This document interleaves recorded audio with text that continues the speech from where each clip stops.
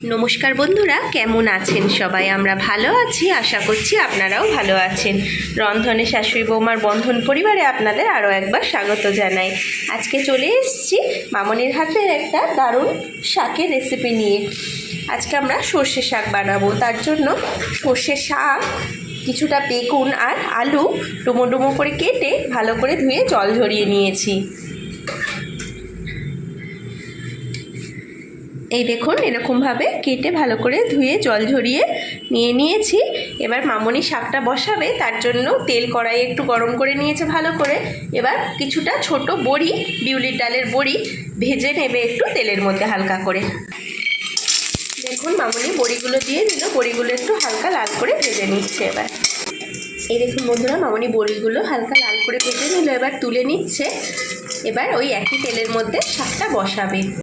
এই দেখুন বন্ধুরা, মামনি তেলটার মধ্যে এবার দিয়ে দিল দুটো শুকনো লঙ্কা। এবার লঙ্কাটা একটু হালকা করে নেড়ে নিয়ে তেলের মধ্যে দিয়ে দিচ্ছে কিছুটা 4-5 কোয়া মতো থেতো করা রসুন।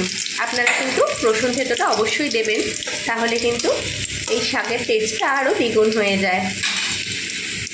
এবার দিয়ে দেবে, হালকা করে নেড়ে নিল। যখন রসুনের গন্ধটা চলে আসলো তেলের মধ্যে, এবার দিয়ে দিচ্ছে ধুয়ে রাখা শাকগুলো। আপনারা ভিডিওটা স্কিপ না করে দেখতে থাকুন, আর এইভাবে অবশ্যই একবার শীতকালে সর্ষে শাক বানিয়ে দেখবেন, খুব টেস্টি হয়। আপনারা কখনো এইভাবে করেন কিনা সেটাও কমেন্ট করে জানাবেন। যদি না করেন অবশ্যই একবার ট্রাই করবেন এইভাবে। ভিডিওটা স্কিপ না করে কিন্তু দেখতে থাকুন পুরোটা, মামনি কীভাবে করছে। এই দেখুন বন্ধুরা, মামনি শাকটা দিয়ে দিল। এবার দিয়ে দিচ্ছে ওই 1/2 চামচ মতো হলুদ গুঁড়ো। বেশি হলুদের দরকার হয় না এতে। আর আপনারা এই অল্প মশলার শাকটা এইভাবে রান্না করে দেখবেন, সত্যি খুব টেস্ট হয়। আর দিয়ে দিচ্ছে সামান্য একটু জিরে গুঁড়ো। এবার দেবে পরিমাণ মতো লবণ। লবণটা আপনারা যে যেমন খান সেই আন্দাজ অনুযায়ী দেবেন। মামনি হাতেই দেয় যাতে বুঝতে পারে লবণের পরিমাণটা। আপনারা যেমন চামচেই দিন কি হাতেই দিন, যেভাবে আপনারা নিজেরা সুবিধা মনে করবেন সেইভাবে দিয়ে নেবেন। আপনারা আপনাদের শাকের আন্দাজ অনুযায়ী লবণটা অ্যাড করবেন। মামনি লবণটা দিয়ে দিল। এবার খুব সামান্য একটু জল দেবে, দিয়ে শাকটা ভালোভাবে মিশিয়ে নেবে।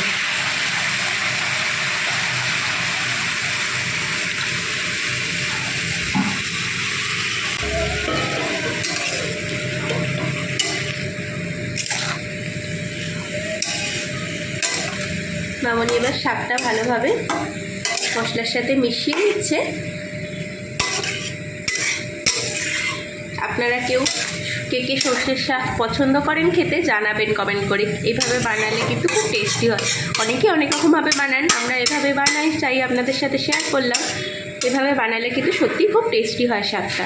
একবার বানিয়ে দেখতে পারেন যদি কখনো না বানান। দেখুন, মামনি ভালোভাবে মিশিয়ে নিল। এবার একটা ঢাকা দিয়ে মিনিট 5 হতে দেবে।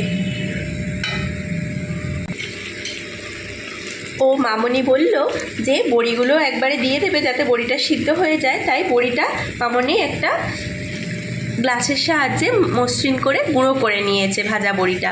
এবার ওটা শাকের উপরে দিয়ে দিচ্ছে, দিয়ে এবার ঢাকাটা দেবে মিনিট 5 জন্য।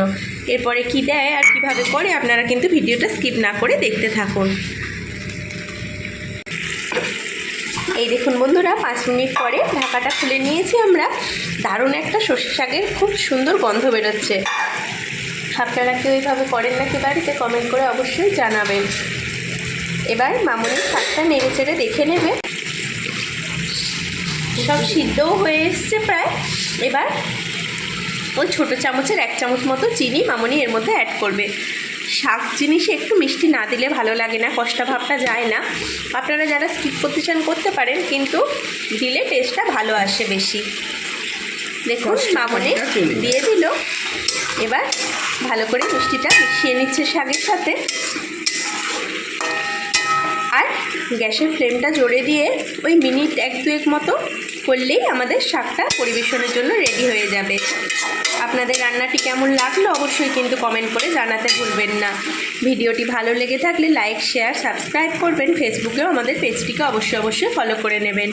ভিডিওটি এতক্ষণ ধরে দেখার জন্য আপনাদের অসংখ্য ধন্যবাদ আর অনেক ভালোবাসা। আজ তাহলে আসি, আবার দেখা হবে অন্য কোনো দিন অন্য কোনো নতুন রেসিপি নিয়ে। ততক্ষণ আপনারা ভালো থাকুন, সুস্থ থাকুন। শাকটা আমাদের পরিবেশনের জন্য একদম রেডি হয়ে গেছে, এবার মামনি পরিবেশন করে দেবে।